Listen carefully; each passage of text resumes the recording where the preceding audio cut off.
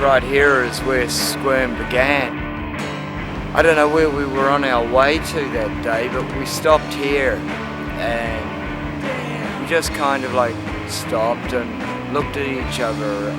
And we just had a play, and it was just one of those lovely moments where, you know, two young friends look at each other and know that together you've got something really special. Unit 21 was Squirm's first practice space. I'm pretty sure of that.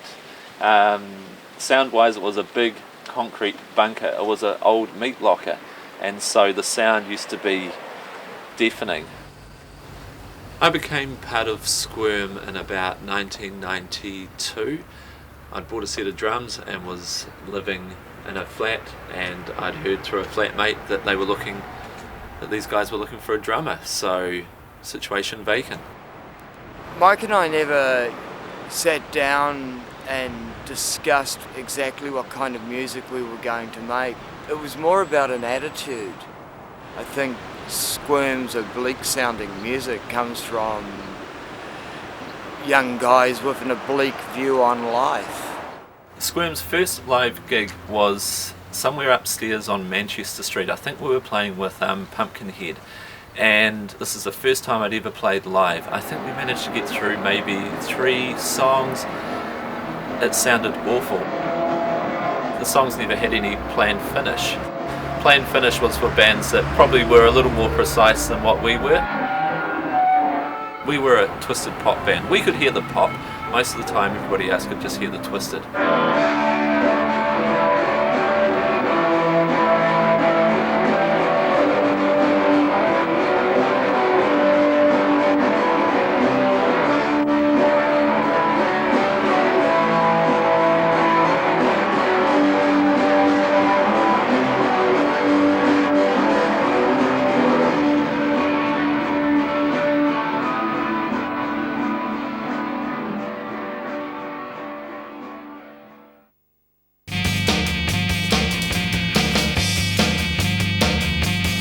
Christchurch in the 90s for rock bands was a challenging time.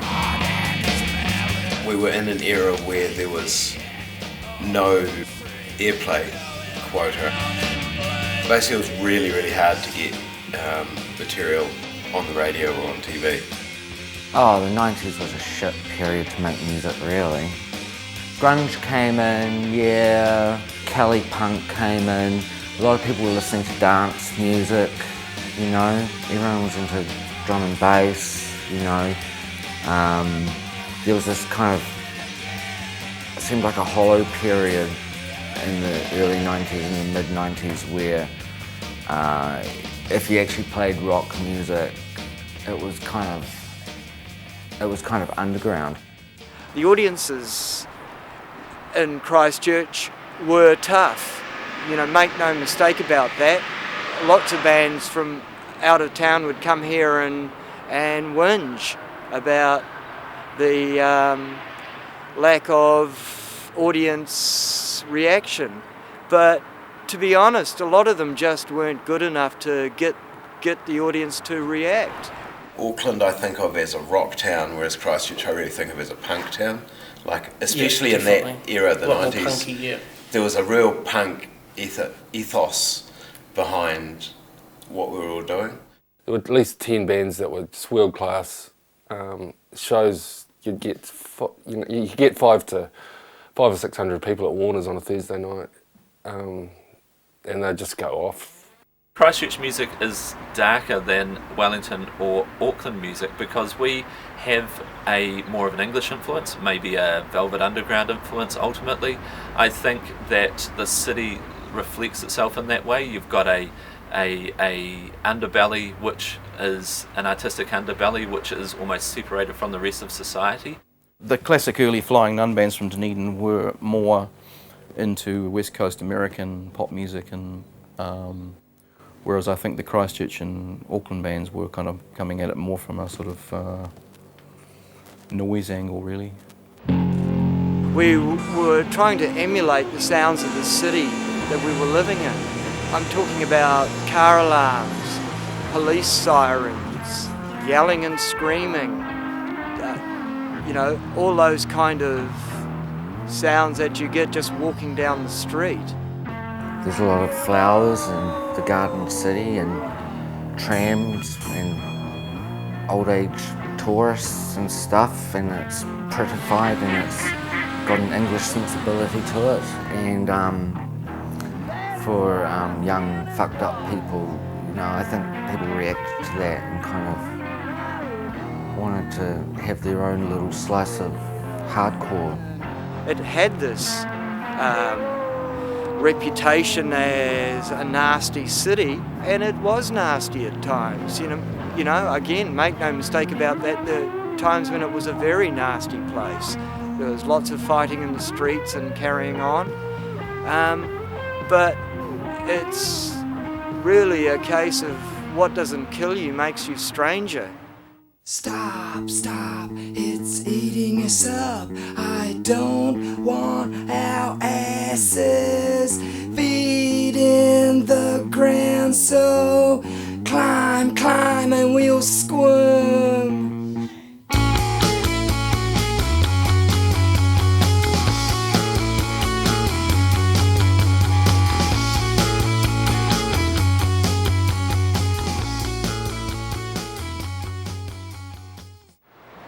This is Squirm's very first release. It's the Feeding the Ground cassette, Flat City 005. I'd only been playing the drums for less than a year and recording for the first time at Night Shift Studios with Arnie Van Bussel. You know, it seemed like a big deal to me. The vivid bits that I remember from my recordings with Squirm, you know, the jerseys with the holes in and the clapped out old keyboard and the speaker bins that falling apart and amplifiers not working and leads frayed and all that sort of stuff. There's a railroad track on the other side of this wall here, and quite often trains came past while you recorded. The people would sometimes come and go as you were playing, and the hinges of course squeak, and that often wound up on recordings, which we loved. Recorded their music cheap as chips in the shittiest studio under the crappiest conditions as quickly as anyone humanly could, with no budget, and yet come out with a fucking gem. Okay, we're listening to Voodoo now. I think every band has this one song that they become remembered by, much to their chagrin. The lyrics are very trite. I mean, it's a description of Steve Parr sliding onto the stage at the beginning of that dumbass game show. I always used to think, did they wax the floor or did they? I would have put a piece of cheese wire at neck height.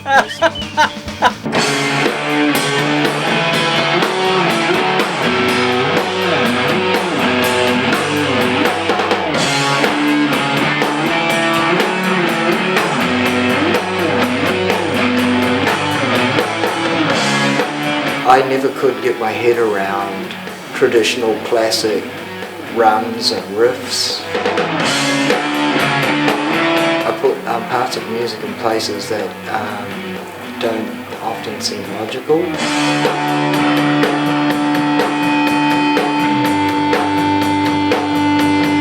There's a sheer joy of playing that you just don't get with anything else. It's an opiate-like feeling.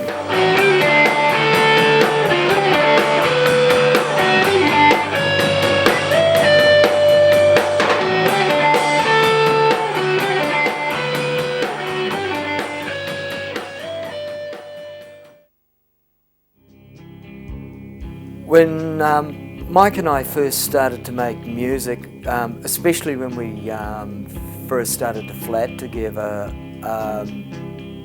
you know, a fairly important part of the household routine was procuring drugs.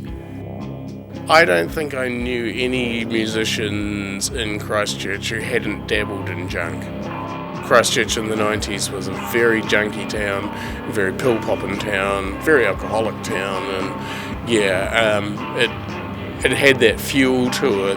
I was asked what was it like being in a band with two junkies, and I really didn't know the answer to that because I didn't perceive them as junkies. I was using to get out of it and be not normal. Mike, unfortunately, was in the horrible situation of needing him to feel normal. Well, the most difficult thing about Mike was learning that he was a drug addict or had been a drug addict. Here was somebody that Hannah loved who was taking drugs and tried very hard to get out of taking drugs, but it's a sort of culture that's not easy to escape.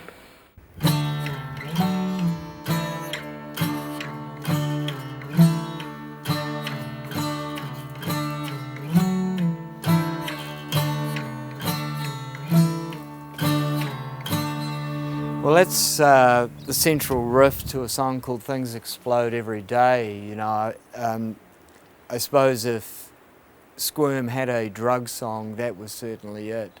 The way the chords tumble, you know, it's all really about an upsetting of your equilibrium. Most of us ended up on the methadone at some point. Just, yeah, there's a lot of it in the music scene, especially in the 90s. There's a lot of it around this town. Christchurch was the same. Yeah, pretty unhealthy, but it was fun. One of the central mysteries of Mike Brazel for me, and certainly for a lot of his closest friends, was why he began taking drugs in the first place. He is probably about the only drug user I've ever met who never mentioned it. People who are driven to take drugs or alcohol or escape from a lot of everyday life are gentle, lovely people who really can't quite bear the horrors of life, which is so hard. Living with addiction like morphine is you're constantly surrounded by people who are trying to screw you. You never have any money, and all the great instruments you have, you don't have anymore.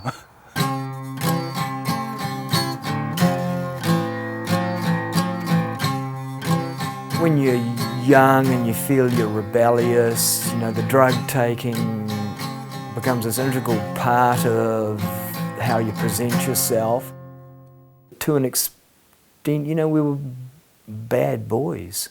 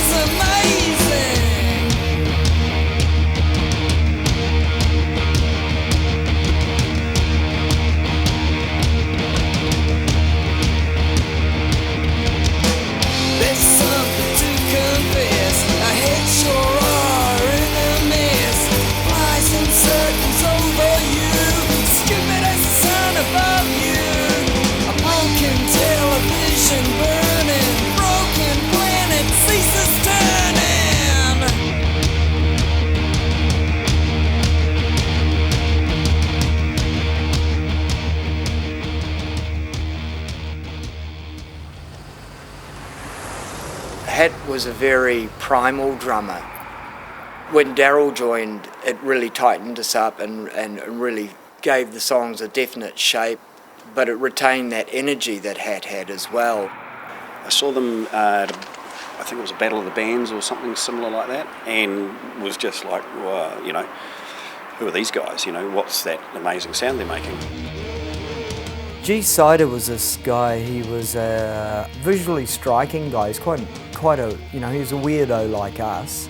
We roped him in to play Farfisa and sampler for us around the time that the first album and EP came out. He really encouraged us, I think, to give free rein to our inner idiots. The sexual imagery of Squirm was heavily ironic, I think. I mean, no one in their right mind with, you know, anything approximating 20/20 vision is ever going to mistake us for pin-up boys. Strange cover art, that naked ass guy with a leather jacket, Whip Me Honey, you know. Where did the gay bondage homoeroticism come into it? Was that just like a culture jam? We were trying to avoid cliches musically. It would have been ridiculous to kind of like adhere to them in the way we presented ourselves.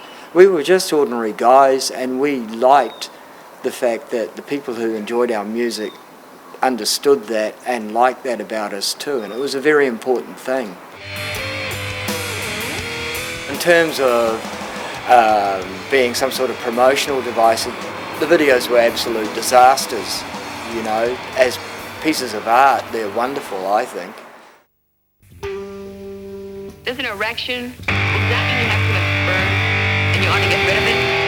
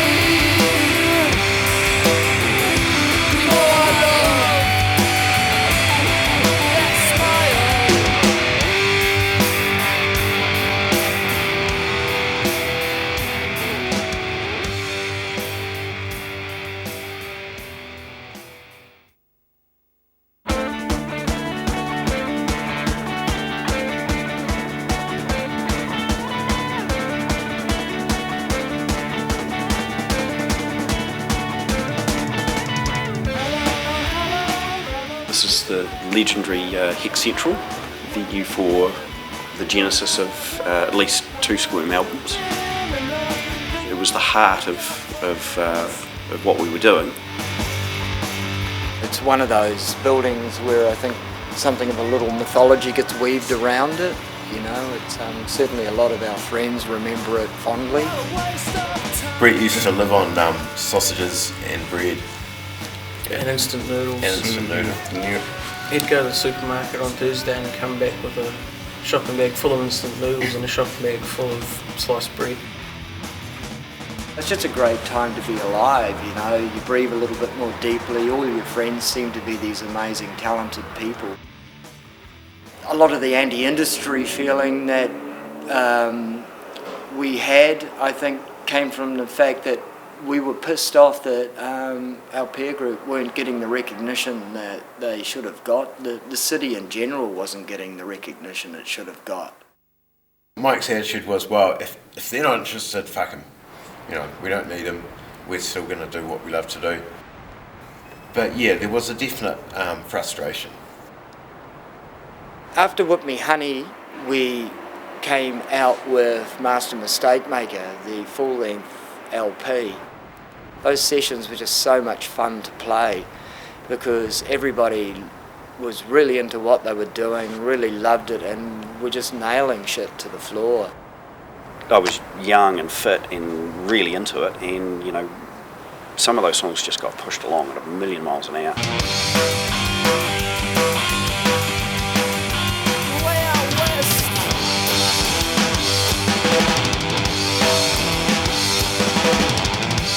Come on, let me drive your car.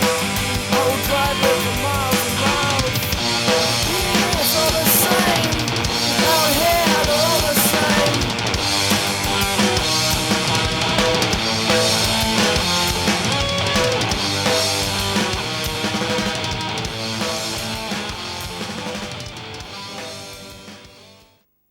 I was often surprised at how few people really sort of locked into Squirm. You know, I thought they should have been much bigger than what they were really. Their first stuff came out on Rob May's label, and things were looking really good because they had the Shock tie-in with Australia, so they had distribution, and Rob was putting all the effort into it. And basically, it just didn't sell. The record stores around the country just, you know, didn't want to stock it. We wanted to get signed to Flying Nun because that was the label as far as we were concerned.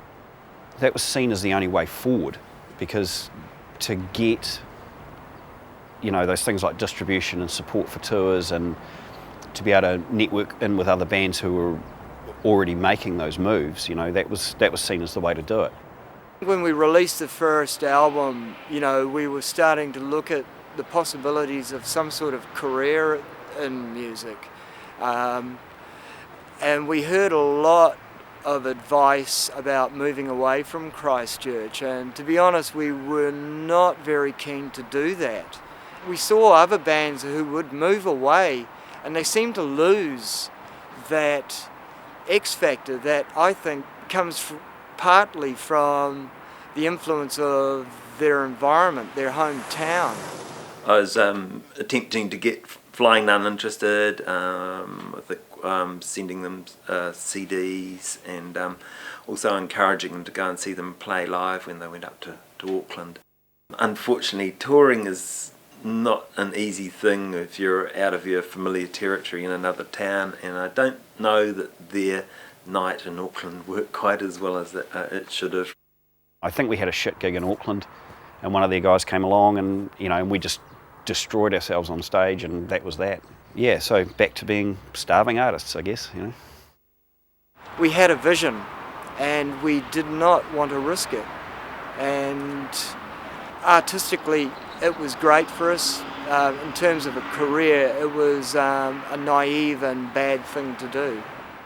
Mike had already been putting out material on cassette and selling his own cassettes for ages, and I think after the failsafe thing and then not being able to get Flying Nun, that was when Mike retired, right, just got to be our own label, and that was when Nose Flute became CDs. What we've got here is the Squirm guide to making your own record, such as it is on a pink piece of paper, you know, handily put together by Mike so that anyone in future needs a reference, this is it. I think the step that he's sort of glossed over or hasn't really covered is what you do with it next, which is get it to the market, and that was always the challenge for us. There was never a regular paycheck. It was never regular. There was really no money at all from Mike in his music. If you were lucky, you might get, you know, $60 from a gig or something, you know, if you were lucky. Unfortunately, in New Zealand, there's very little money involved, so if you decide that you want to be a musician and do it for, you know, make it your life's work, then you have to put up with the fact that you're continuously broke. No one was being a dilettante and just fucking faking it because they got time on their hands, and, you know, mummy or daddy's going to buy you a house or a car when you hit 23 or 24. Like, we were in that position. Mike really, when he got into the The nose flute thing, I mean, as you can sort of see, there's, you know, all lovingly put together by Mike by hand. The budget wasn't there, you know, for properly professionally printed artwork with jewel cases and all that sort of flash stuff. So they really went to town with the photocopier and the coloured paper and obviously a glue stick or whatever to get it all put together. The guys, you know, they never wanted to be wallowing in obscurity and poverty forever. Who the hell does? But at the same time, like the rest of us, they recognised that this was not, you know, the priority. This, you know, what we were committed to was a lifelong pursuit of creativity. Yeah, I mean, it makes it special to know that one of those guys, they put that together, which is really cute, you know, I like it. Spastic, sarcastic, my angel's elastic, squirming with cross-eyed desire. Tripping and tongue-tied, I asked her, she cried, there's more than bones inside you. You sick little monkey, you broke it, threw it away.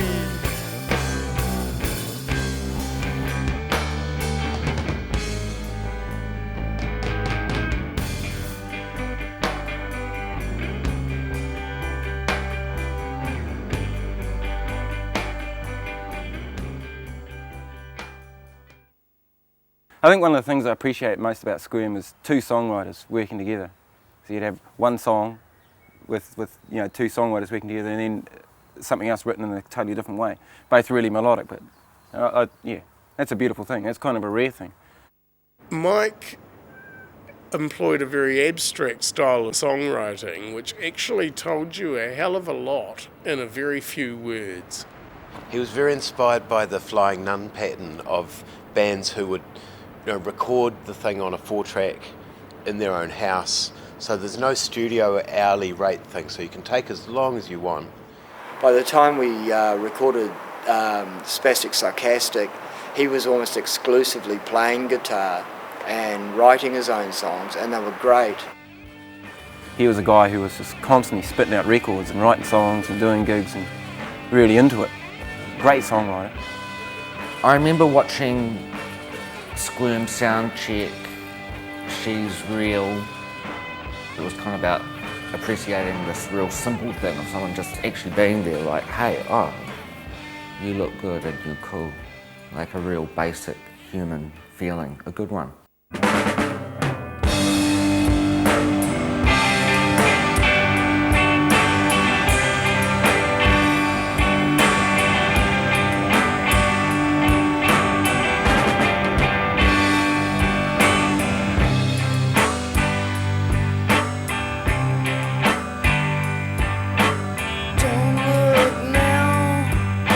You might find out it's not what you want. She spreads it about. 'Cause now I know it's not love I feel. Now I know that she's not real.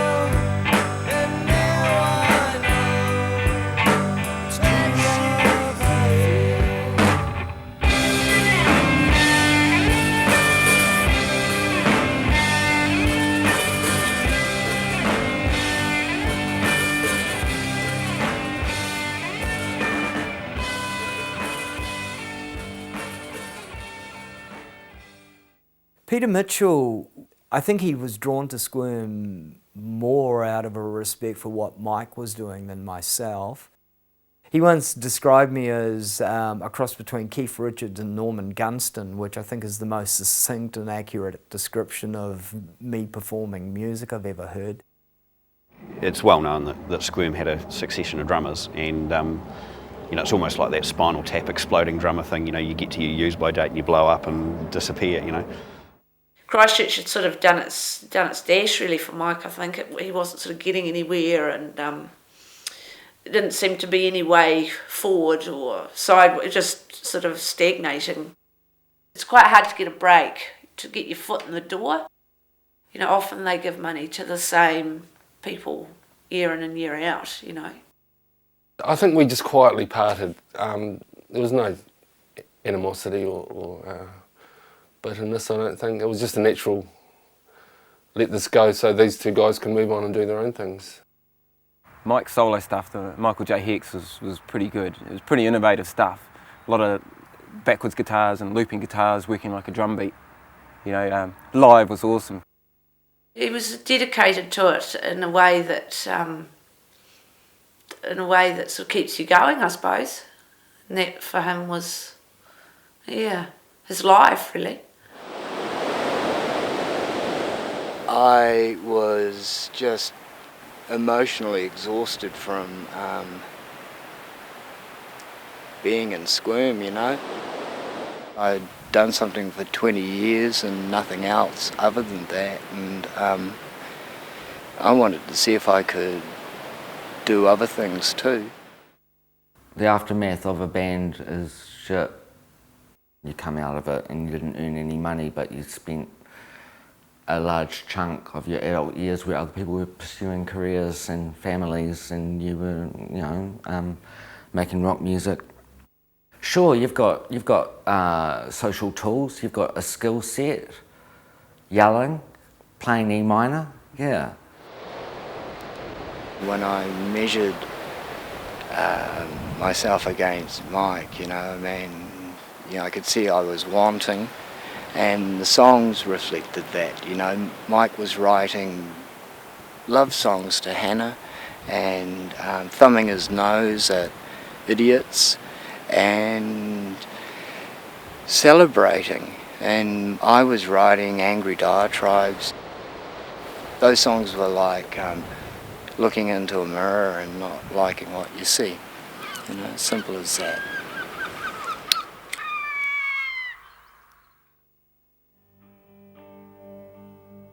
When he's young, Michael used to enjoy sport. He was a gentle sort of boy, very humorous, very good mimic.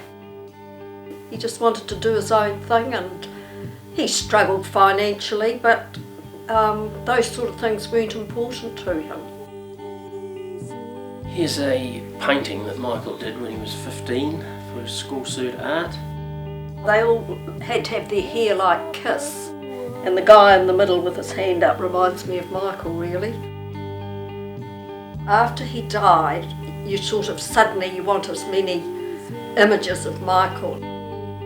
I have captured it as well as I can. He's smiling and it just makes me feel happy just to look at it.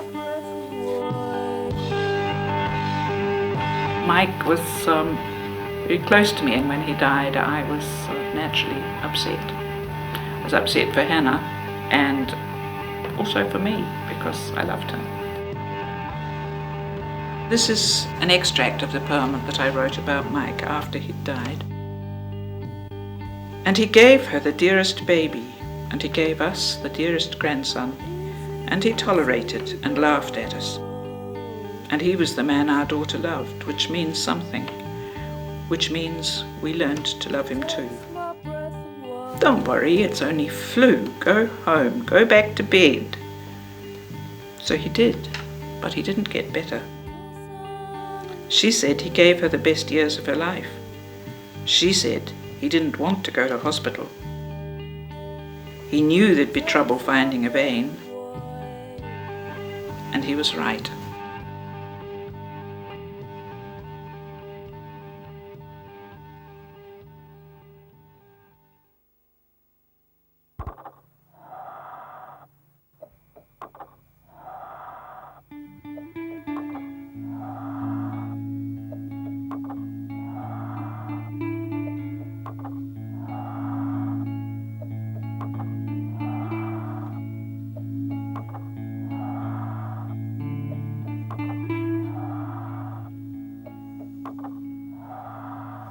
Watch him pass away, my God. Watch him pass away. Watch him die now. Watch him die now.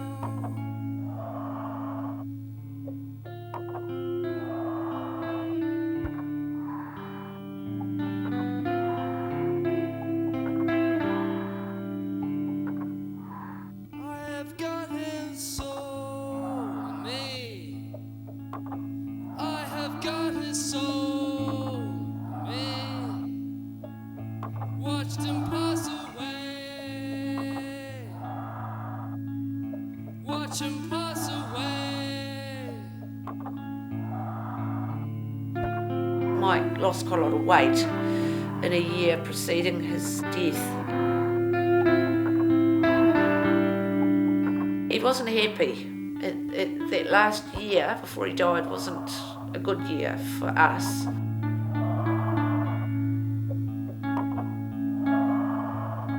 Watch him pass away with me. He got sick on a Friday night. He went to bed, came home and said he had a bad headache. I have got his soul, it's in me. I went to bed a bit later than him, and he was quite sweaty.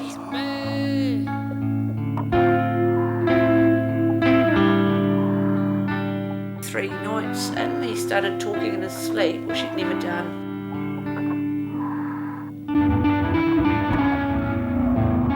Not coughing but vomiting, not eating, not drinking, just really lying in bed.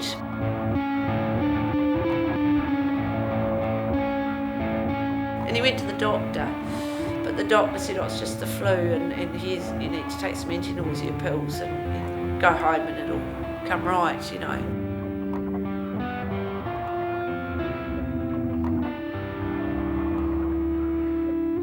On Thursday afternoon when he looked so bad, I said, we need to get you to hospital.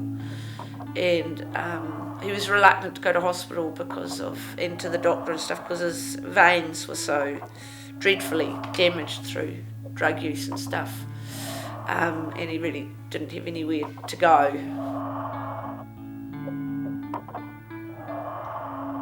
I couldn't go with him because I had William and it was near on tea time, so I stayed home. And he went off in the ambulance, and he could hardly walk. He'd walk about 3 paces and he'd just sort of struggling to breathe.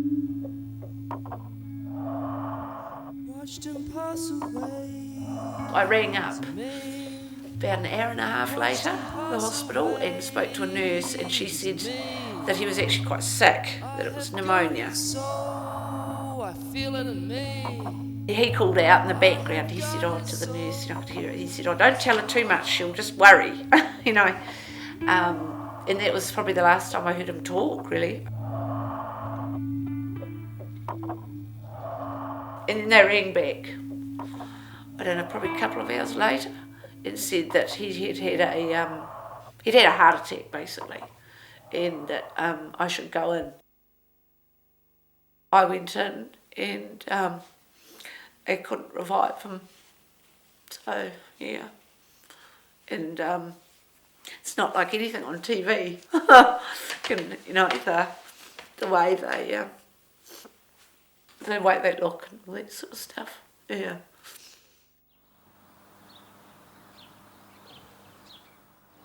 Mike's funeral was one of the most amazing experiences of my life. I mean, you know, I was fully grieving. Really just bawling my eyes out. I had to stand up and speak.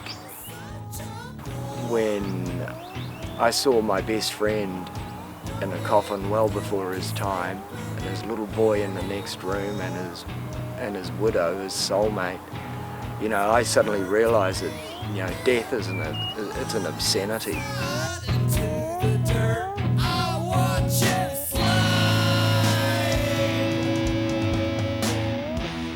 Who the hell was Squirm? You know, we were this obscure underground band that only a couple hundred people ever really saw the shows when Mike was alive. But I mean, that there, and I realised, was the point of making this documentary. You know, I mean, it's not a documentary about a band, it's a documentary about a family, an extended family that grows out of striving for some sort of artistic achievement. That it doesn't just document your own personal life, it documents your environment, the people you know, the things you love and the things you hate, and those things mustn't, you know, they mustn't disappear into the ether.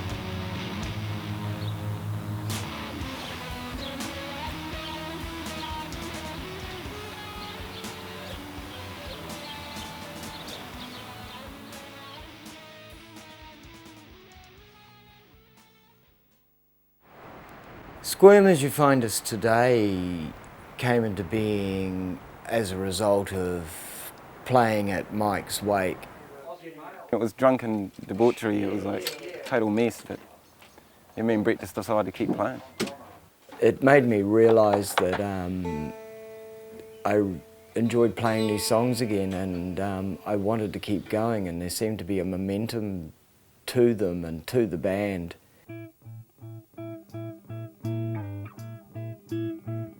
When Squirm ended, there was the unfinished business of a third album. Now we're back in the studio, back here, re-recording that album. I really just want to put this puppy to rest and move on.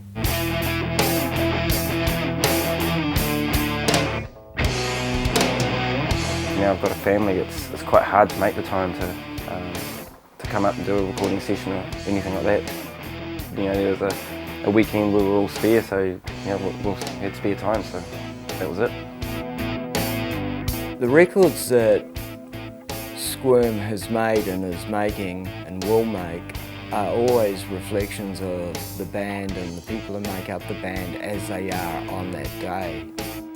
This session, Heath and I drove 5 hours from Dunedin, got out immediately at the other end and set up in the studio, began to play and put down 4 songs last night.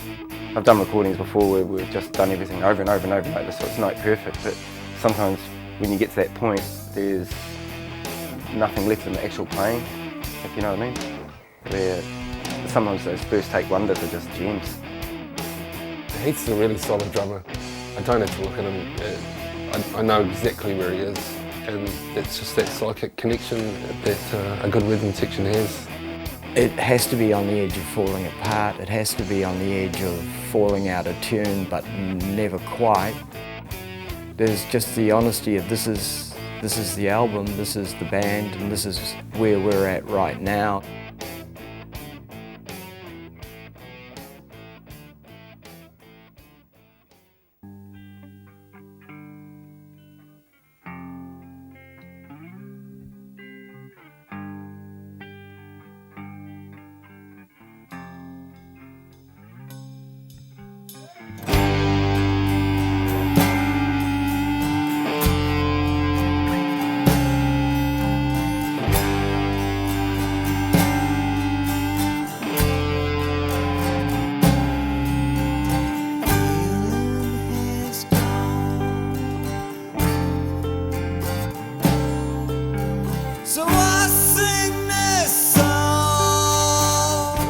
Squirm essentially is a shit-hot Kiwi guitar band. It's at the heart of that era of Christchurch music that was so vibrant. I really like those 3 photos. It sort of conveys that sort of the light and shade and some of the, you know, the heart of darkness of the band.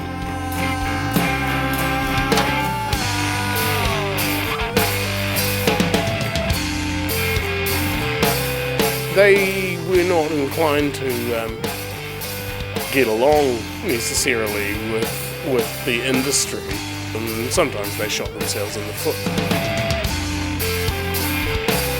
You asked earlier whether I thought Squirm should have been more successful or should have reached more people than it did.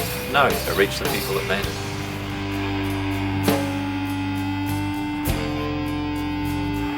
got a nearly 6-week-old daughter. A dilapidated house that's in dire need of getting fixed up. Everything keeps moving. Making another generation of Squirm fans, I guess. About 6 years ago, I met Liesl. Everything changed after that. That awe of having watched the girls being born has never quite worn off for me. I hope it never does. I was just playing around. You know, life is a pretty mysterious and amazing thing. Way down. What to do now? What do I do now?